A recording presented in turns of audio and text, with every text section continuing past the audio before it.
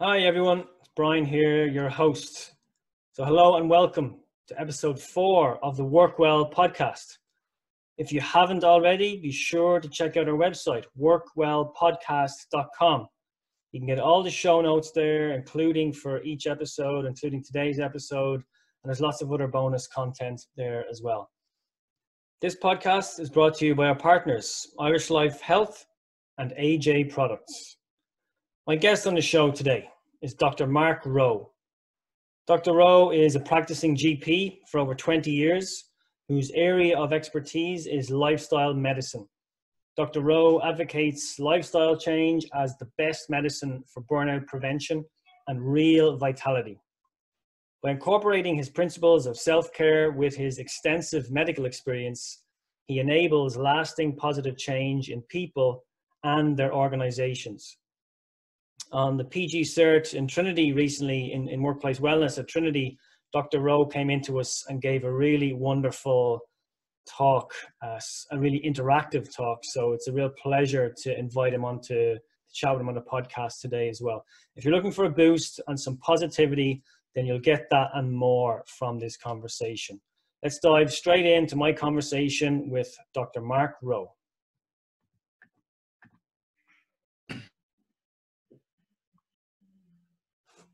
So, Dr. Mark Rowe, hello and welcome to the Workwell podcast. Hello, Brian. How are you today? I'm good. I'm really good. Thank you. And thanks for coming on the show. Really important question for you to get started. How are you? I'm very good. I've really been spending a lot of time, obviously, at the front line as a medical doctor in my practice in the Waterford Health Park. But I always say, it's a great privilege to be able to serve, and it's a great privilege to be able to look after our patients. And, it's so rewarding. It's so fulfilling to be of service. Obviously, we're in really, really challenging times right now. Our elderly patients are cocooned, and they're very isolated because they're a group that aren't as connected with technology as younger people. So we're trying to provide them with as much support as we can. On the front line, we're trying to triage patients into who needs to be seen with full personal protective equipment. These are people that may be at risk of, what we think clinically are at risk of coronavirus. And then obviously we're providing all the antenatal care, baby vaccines, and the wheel of life still turns. And it's important for people to remember that is that because we have this pandemic of coronavirus, it doesn't mean that people still aren't going to be at risk of all the other chronic health conditions, whether it's diabetes or heart disease, or if you've got strange lumps or bumps. Really important you get those checked out. So I'm good. I'm lucky. I work with a great team of people. I'm so lucky the people I work with. We all really support each other. And in terms of my own self-care, I think it's really, really important to walk the walk. So if you want to have any possibility, I suppose, of being a leader in the health and well-being space as I do, it's really all about what you do. It's one thing what you say, but really people are always interested in what do you do yourself. So, for years now, I've had a daily exercise habit. I meditate pretty much every day formally, and then I love to spend time in nature, which is really an informal type of meditation. I find the health benefits of nature to be so restorative for mental clarity, for creativity, for really building that strong inner sense of connection, rebalancing, recentering. I think getting a good night's sleep is crucial. I do find I'm extra tired when I get into bed now at night time. I've never been so tired. When I hit the pillow, maybe about 10:30 or 11 o'clock, I'm lights out, I'm gone. So I'm getting a great night's sleep, but I try and give myself at least an 8-hour sleep window each night, sometimes even more. There's been a few nights I've got 9 at the weekends. And I think that's really, really important because it does really help to give you that foundation stone to be more resilient, to be more present, and obviously to damp down feelings of anxiety, and to be a better version of you. And obviously in these COVID and coronavirus times, we need to keep our immune systems up. So eating good food, plain simple food, lots of vegetables, lots of color. But probably the best thing you can do for your immune system is give yourself the gift of a good night's sleep. So I'm doing all of that. These are just sort of habits that, you just build over time. So you don't have to give them too much thought or pay too much attention to them, but just trying every day to accept the new reality of where we are, and to stay grateful for what I have. I think gratitude is a tremendous gift, to not just tune in or retune in that heart-brain connection and dissolve feelings of anxiety and negative stress, but to allow you to be more present and really focus on the few things that are really most important. So overall, I'm pretty good. Thank you for asking. You're welcome, and thank you for the answer. So you mentioned the Waterford Health Park, and you founded that yourself with a number of, I believe, a number of others, and a number of others are certainly involved at this moment in time. I imagine the workload as a GP practice that has significantly increased over recent weeks. And how has that impacted it sounds like a wonderful routine, or has that impacted that routine in any way? I think our workload, the Waterford Health Park is a fabulous building. For any of your listeners that ever get to come to the sunny southeast, please come in. Before the pandemic, we had a vegetarian cafe on site, and it's a beautiful old Pugin design convent that we restored, flooded it with light, and it's really right in the centre of our community, so people can walk to it, as well as drive to it or get a bus there. So it's very close to, it's very close to the patients that we serve. And so, we have a big team there, but I suppose our work has changed. I think change is a great word. Everybody was talking about change before the last general election. People were saying we need change. I don't know what kind of change people wanted. Obviously, there are some really pressing issues with housing and the healthcare and so on, but we've got a different type of change right now, which is change in terms of how we live our lives on a day-to-day basis. And for us, the nature of our work has changed. We're doing a lot more work on the phone. We're doing a lot more work in terms of checking in on our elderly patients, supporting. We're trying to really proactively deal with people that are understandably extra anxious, extra scared, extra fearful. And then obviously we're dealing with people on the front line who are ill or who may believe that they are ill.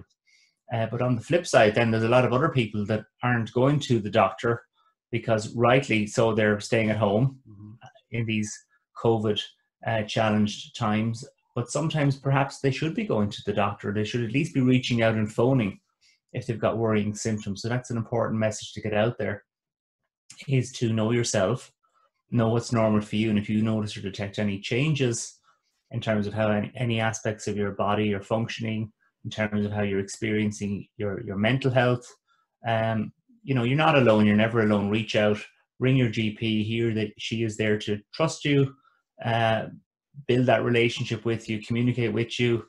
We're now doing Zoom calls with patients.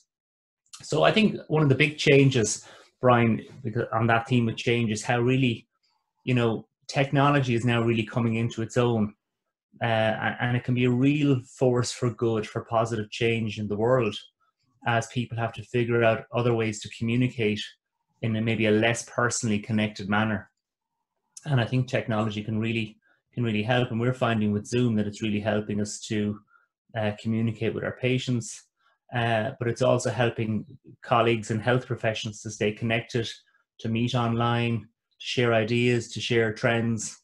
So really, it's really embracing all of that change in terms of technology has been very helpful as well. So it is an anxious time, as you mentioned, and I imagine you're supporting your patients through that, through communication. And you mentioned technology there. There's quite a few positives as well to come out of this, as well as the kind of the fear and the anxiety. Are you yourself seeing any other positives coming out of this? there's always positives. I mean, I think the question really is really to change the question from what have I lost, what am I losing, what can I not do, to flip that around through what will be known as the growth or resilient mindset to, what can I learn through this crisis and how can I grow? How can I grow in terms of my self-development and self-care and my learning? How can I grow in terms of building and developing and nurturing my relationships? How can I grow in terms of my own inner sense of meaning and purpose and fulfillment in terms of what I believe my life is all about? So I think there's tremendous opportunities for growth. What I have really been impressed by, though it's something I've always known in my own heart, is how much kindness and compassion and generosity there is in the world. And that doesn't always get the attention that the negative news or the bad news stories gets. That's just the way the world and the media works. We're more hardwired to pay attention to the negative. That's well established. People have been so kind. People are really looking out for each other. There's a real spirit of coming togetherness in Ireland, and I think in other countries as well across the world. People are really looking out for each other, and I think that's a really positive development, that we do understand that we are all in this together, that it's not about you, Brian, or me, or anybody that's listening. It's really about everybody. And, you are your brother's keeper at the end of the day. And I've seen that in so many small gestures and in big practical ways, that people are contacting elderly neighbours, checking in on them in terms of their shopping, getting medications from their pharmacy, just practical little things, and just simply reaching out to ask people how they are. I mean, I've seen a huge increase in that. Yeah, it's a lot of positives there, and the kindness and the compassion, certainly just a few of those. And I think we'll all have a newfound appreciation for the little things. Having that cup of coffee, in your local coffee shop, or just the freedom to move about a little bit more and to interact with people. I was having a conversation with a good friend of mine just on WhatsApp there. We were just chatting there last week, and we were both sort of agreeing with each other what a beautiful life we had before coronavirus came. Mm-hmm. How perfect it was in its imperfections, how carefree it was, how unimaginably different it was to how we are right now, in terms of, as you said, being able to go in, have a cup of coffee, not to have to think twice about it.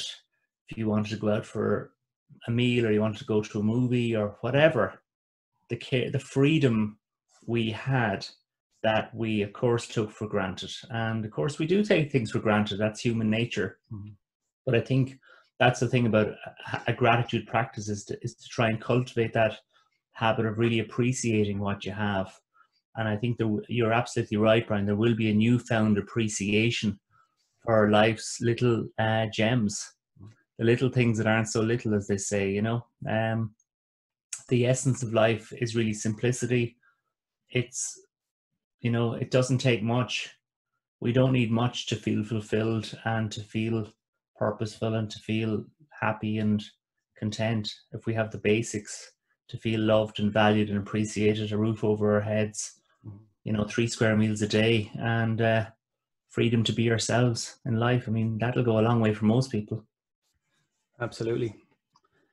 You're an advocate for lifestyle medicine, and you came into us. You were really good to come into us and the postgraduate certificate in workplace wellness very recently at Tangent, Trinity. Yeah. And it was a wonderful session.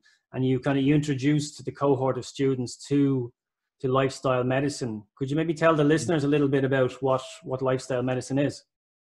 Well, first of all, let me just say, I think you're doing great work there. I think that's a great course you've got going in Tangent with Trinity College. Very innovative. I really enjoyed my session there. A great group of people, very interested, very engaged. And many of them followed up with me on LinkedIn and so on afterwards with some beautiful comments. So I really was grateful for that. So lifestyle as medicine is really it goes back to Hippocrates, really, the father of medicine, thousands of years ago, who really said the natural forces within us are the secret healers of disease. And really, it's really that very simple idea that the lifestyle habits you choose, in other words, the foods you choose to eat or not eat, the exercise and movement you choose to take or not take, the quality sleep you choose to give yourself or not, and your ability to recharge from stress. That's a very broad term, but in its essence, that's what lifestyle medicine is all about. It's how your lifestyle habits can really make a big difference, not just in terms of treating disease, but in terms of preventing it in the first place. So, and even in some cases, to reverse it. I mean, there is some evidence now that you can reverse heart disease in the United States through lifestyle changes. So, I think that modern medicine is fantastic. As I always say, you'll never meditate away meningitis, and you won't sort out pneumonia with paracetamol. You'll certainly need antibiotics, and you need the best of modern medicine. But there has, I suppose, since World War II, there has been an overemphasis on pill-based solutions for every ailment. Mm-hmm. And while medicine can be fantastic, it also needs to be balanced with people taking responsibility for their own health. As I like to say, don't be a passive consumer of healthcare, instead become an active participant in your own well-being. And for me, that's what the essence of lifestyle as medicine is. It's this idea that you will be an equal partner in your own health, and you will take measures and you will build the habits that can allow you to think, feel, and be close to your creative best. And there's a wealth of evidence that, for example, that exercise can be very good for boosting your mental health, dissolving feelings of anxiety, treating depressive symptoms, boosting mood, boosting memory. There's very good evidence that positive dietary changes, for example, minimizing salt, can be very effective for lowering blood pressure. The list goes on and on and on in terms of preventing diabetes, preventing heart disease, preventing depression, dementia, even some cancers, not all obviously, but you can certainly reduce your risk of many cancers through positive lifestyle changes. You can't eliminate the risk, and some people, of course, are simply very, very unlucky, but you can certainly increase your odds by living a healthy lifestyle. And really what they've been looking at in recent years is this term called the epigenome. And the epigenome, Brian, is like the master switch that sits on top of your DNA. And, we used to believe that your DNA was set in stone and simply that your genes determined your destiny. Now we know that maybe 75 to 80% of how your genes express themselves, that's called your genetic expression, is down to the lifestyle choices you choose each and every day. In other words, your diet, your exercise and movement, your sleep, and your ability to recharge from stress all impact how your epigenome influences your genetic expression. So in other words, this is really looking at the blue zone philosophy of living. Blue zones are areas in the world where people have a 300% increased chance of living a full, active, engaged life beyond the age of 90, like the island Icaria off Greece, northern mountainous areas of Sardinia, Okinawa off Japan, and so on. And in these areas, people generally have a very healthy lifestyle. So they've plant-based nutrition. They may not be vegetarian at all, but they certainly eat a lot of plants. They eat a lot of color in their diet. They exercise and move a lot. They sleep plenty, and they're well able to recharge from stress. And they've got a strong sense of connection: family, faith, friends, community, purpose. So, I think lifestyle as medicine is an idea whose time has come. And, I think people want to get away from the idea of the pill for every ill. Increasingly, people want to have other options. And I believe this is a great way to empower people to take ownership of their own health in a way that can allow them to maximize their chances of staying healthy, reduce their chance significantly of developing chronic illness or chronic inflammation or accelerated aging, and allowing people to have the best possible chance of living their best lives. Fantastic. Yeah. An active participant in their own well-being. Great quote. Empowering people to support their own health. Absolutely. So yeah, great. Yeah, being proactive. Not just sitting around waiting for the illness to come, to actually get out there and be healthy, and yeah, so empowered to look after your own well-being. I really like that idea. And it's something I use a lot, Brian, because it is so true. And there's the old saying, if you want to feed a man for a day, you give him a fish, but if you want to feed him for a lifetime, you teach him how to fish. Yeah. Because really there's such a strong connection between health and education. And I really believe that that's how you support long-term positive health changes. You educate people and you empower them then to make good decisions and good choices. More often than not, people will make better choices if they have the opportunity to do so. And speaking of education, when you did come into us there in Trinity, Tangent, the session, it wasn't your typical guest lecture. There was you were up skipping. You had a few of the class skipping. There was dancing. It was quite active. Is that the best way to promote an active lifestyle or lifestyle medicine, by leading by example? I think so. I think it's leading by doing. People are more interested in what you're doing yourself. And I think that really does add power to your message. So in terms of the workshop we did together in Tangent, I believe learning as adults, we learn best through an experiential form of learning, where you use a lot of story, because story opens up the entire brain, where you have fun and you intersperse elements of movement in a workshop, some group exercises, and you mix it up because you want to keep people engaged. And these were people that had already done a long day at work, so we had to have some fun. So I think from the feedback I got, people certainly had a good time. I certainly did. And I really, really love that. For me, life is about service, life is about purpose. And for me, this is my purpose, Brian, which is simply to be of service to other people. And I can do that whether I'm in my practice seeing somebody one-on-one, or whether I'm in Trinity College doing a big workshop, or whether I'm doing a keynote somewhere. A keynote or a workshop is just a different form of a consultation, but there's still always the opportunity and the challenges to create an experience for the participants that allows them to feel engaged, and that when they leave, they will have learned something that's useful for them, whatever that means. Fantastic. Yeah, it wasn't your typical lecture. So yeah, thank you again. Is there anything in lifestyle medicine that I guess people at the moment today that maybe they're feeling anxiety, there's great uncertainty around maybe their future employment status, their maybe financial insecurity, financial worries? Sure. Any advice for those that may be facing into great uncertainty at this moment in time? All I can say, Brian, is that you're absolutely right. It is a very uncertain time. But I like some of the Stoic philosophers, and Epictetus, who is one of the greatest of them. He was the slave philosopher. He was a slave and he eventually earned his freedom. And he wrote a book called the Enchiridion, or a Manual for Living. And he wrote chapter after chapter about all the things in life you cannot control. And there's so much right now we can't control. We can't control the future. We can't control the past.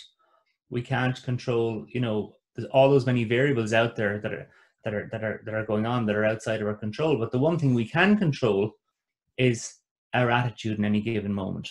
We can choose how we respond. So we can choose how we take care of ourselves each and every day. We can choose to commit to learn something new every day. We can choose to look at the future opportunities that life will bring. We're in a period of huge change right now in the world with this pandemic. And who knows where the bar will be when the new normal is reset in 3, 6, 12 months time. No, and nobody knows when that is going to be. But one thing for certain is things will never quite be the same as they were. There will be change. And the challenge and the opportunity for me and for you and for all of us is, are we going to embrace that change? Are we going to try and in some way kind of resist it and pine for the way things used to be? So, whatever will be. And, when you embrace Eastern philosophy, as I have in the last few years, and you look at some of the Eastern thinkings about mindful presence, attentive awareness, when you do build mindfulness habits like deep immersive walks in nature, meditation, giving yourself the gift of some periods of silence and solitude and stillness, you can really begin to appreciate that in the moments of stillness, there is really nothing to be afraid of, that there is no past to regret, there is no future to be anxious or stressed about. There is only this current moment. And if we can choose to live our days fully in the moment, one day at a time, I think it's a great way to lower feelings of anxiety and negative stress, particularly at the moment. And the second thing I would say, Brian, on that point is just to highlight to your listeners how incredibly contagious negative emotion is, because negative emotion can be contagious out to 3 degrees of separation. So what happens is, basically, from the time we're babies, we learn to copy, mimic, and imitate those people around us. So we learn to pick up on the emotions we see in others. We start to feel and experience those emotions. We act them out in our lives, and then we pass them on to those people around us. They pass them back to us. So you can get into this virtual spiral of contagion. And that's really important, because people need to pay attention to the sources of news they're listening to. Is it real news? Is it fake news? How much social media are they consuming?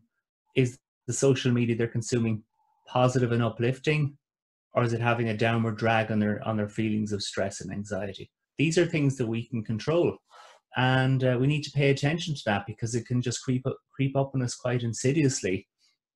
You might not be aware of how much emotional contagion you're exposing yourself to through your iPhone and through what you're listening to, but it can really make a big difference to say to yourself, okay, I'm not saying stick your head in the sand. I'm saying absolutely, of course, you have to know what's going on. You have to pay good attention, take good care of yourself and those people that matter in your life. Absolutely. But what I'm saying is, be mindful of the amount of negative news you're listening to. Watch how much social media you're allowing to feed into your head and into your space, because your brain is not a solid, rigid structure. Your brain is soft and malleable, and because of this process called neuroplasticity, you're constantly changing, evolving, and growing based on the environment in which you find yourself. So I think it's important to make sure you spend enough time in good environments, micro environments in terms of the space between your 2 ears, and macro environments in terms of the people you're with, and just allowing yourself the gift of some quiet time as well, some time for stillness, silence, solitude. Even just if you're lucky enough to be able to have a garden, go out in the back garden, listen to the birds singing, maybe go for a little walk around the block wherever you're living, and enjoy that quiet time for yourself. Yeah, great advice. That's something we as a family unit, my partner and daughter and I have been doing every day. I've found it really kind of refreshing and invigorating. Getting out in nature, as you mentioned. We're lucky to have a really lovely park pretty much across the road. That's nice. And we've explored pretty much every inch of it, and kind of dressing it up for my daughter as we're going on an adventure. But it's a really nice time each day. The weather has been good, and we're spending at least an hour in our group, in our unit, kind of exploring that park and walking, enjoying the fresh air, the quiet time. And the bird singing is pretty incredible at the moment. Seems so much louder than before. It's a lovely, quiet and invigorating space to be at the moment. Yeah, bird song is generally so restorative and so refreshing to the human brain. You know, the birds sing between a frequency of 2.5 and 3,500 hertz, and that's the sound frequency that we as humans hear best at. But it seems as if it just tunes into another part of the brain. It's like inspirational music. Yeah. Or the sound of water, or the sound of the wind. These are things we're hardwired for, that deep rooted kind of sense of connection with nature. I think it's really, really restorative. I'm a big fan of forest bathing and spending as much time in nature as possible. I think it's so good for us. Mm-hmm. There'll be quite a few employers listening to this podcast. It's kind of a crystal ball style question, but how can they prepare for what's to come? For, if we think about all the people, a lot of employees now have been working from home in isolation for quite some time, but we will all eventually go back to workplaces. Is there anything employers can be doing right now to prepare for that return to the workplace, to support those employees when they do come back? I'm sure there's lots of things people can do and will do and are doing. Mm-hmm. But I think the most important thing is communication. Mm-hmm. And I think you really have to communicate with your people right now. I think that's a real leadership position. And I think it's absolutely important to communicate what the plan is for the business. Communicate, you know, if you have uncertainty, you'd be willing to share that. I mean, people do respect people opening up and sharing how they feel. I think it's a very important attribute of leadership is to have strong, what they would call emotional intelligence, and put it out there, because often it's the people on the front line may have the best answers. I believe from my own experience in my own practice, everybody has the potential answer to something we're trying to change or solve. You know, it's not necessarily around the boardroom or at the leadership level that the best answers are going to come. So you won't find out unless you ask. So I think empower and encourage everybody to share their ideas. I think really strong communication and, you know, Zoom calls, etc. I think that's really a good way of staying connected, emails, and really supporting people as well. I mean, I think just really saying to people, look, we understand what a difficult time this is for all of us, but we're all in this together, and let's support each other and let's figure out how we can find a way through, because we are all better together at the end of the day.